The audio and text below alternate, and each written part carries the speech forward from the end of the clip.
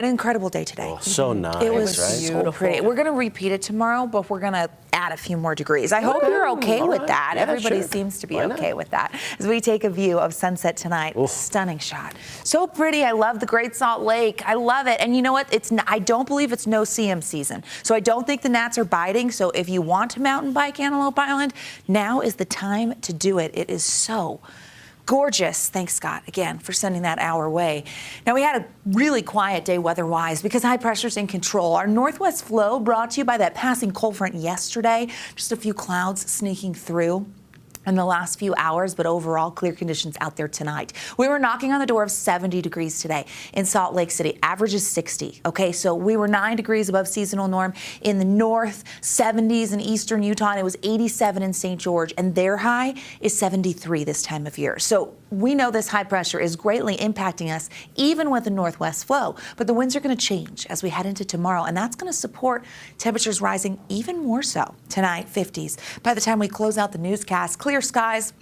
Staying that way. Sometimes clear skies can allow for those temperatures to really drop, so we could see some upper 40s in parts of the Wasatch Front, mid-50s by 9 a.m. tomorrow, and we're off to the races with that warming and that high pressure really strengthening. Get ready for it. We know this time of year with the breeze and the dry conditions, we see dirt and dust in the air, but we also are pushing around pollen. It is high throughout the entire state. That's what we saw today. Elm, poplar, and oak trees. Tree pollens are the first of the pollen season to impact us here in Utah. We actually see the tree pollens peaking in April. After that, we'll move on to grass pollen season. But as we get through the next several days, high pollen expected tomorrow, Friday, and into Saturday as the winds really increase. We need a storm. We're not going to get one for a couple of days here. As we take a look at that time-lapse video coming out of Black Desert, clear skies, just so pretty. It was a stunning day in the south as the temperatures in Ivins made it into the upper 80s. We're going to make a run for 90 degrees tomorrow in southern Utah, and it's all due to the building ridge of high pressure. So this ridge of high pressure won't just impact Utah. No, it's going to dominate the desert southwest.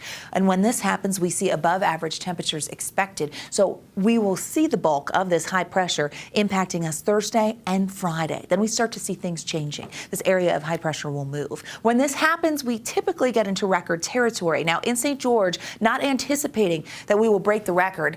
Both of the records are in the mid-90s, but we're looking at low 90s. And you know what? That will be our first 90-degree reading of the year in St. George.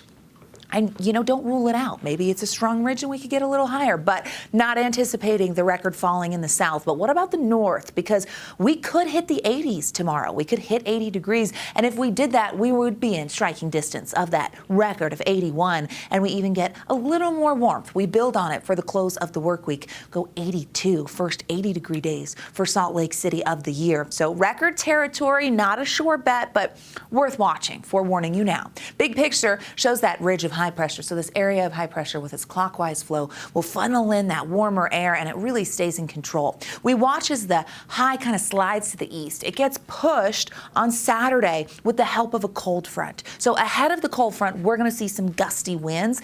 Moisture, well, it looks pretty moisture starved, but it will stay to the north. We're just anticipating colder air funneling in behind the cold front, and that cooler air will be very noticeable for the latter half of your weekend. We're looking at temperatures making a significant drop Saturday into Sunday with the help of that front.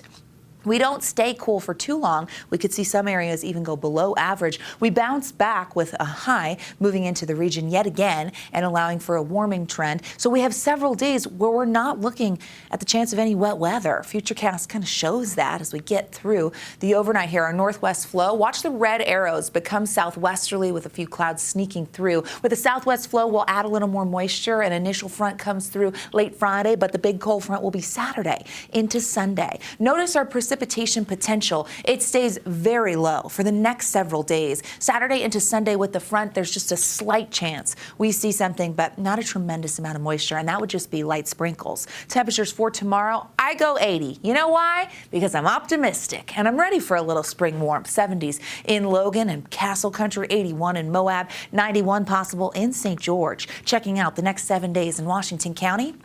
90s. Okay, remember, the average is the low to mid 70s, and we, even with a cold front, stay in the 80s. It's going to be beautiful. It's going to be dry, but it will be hot in the south. Just make sure you're prepared for it. Pack the water and the sunscreen. This can sneak up on you fast, especially when we're talking 90s in April. Wasatch Front looking at those 80s, turning to 70s with the help of southwesterly winds Saturday.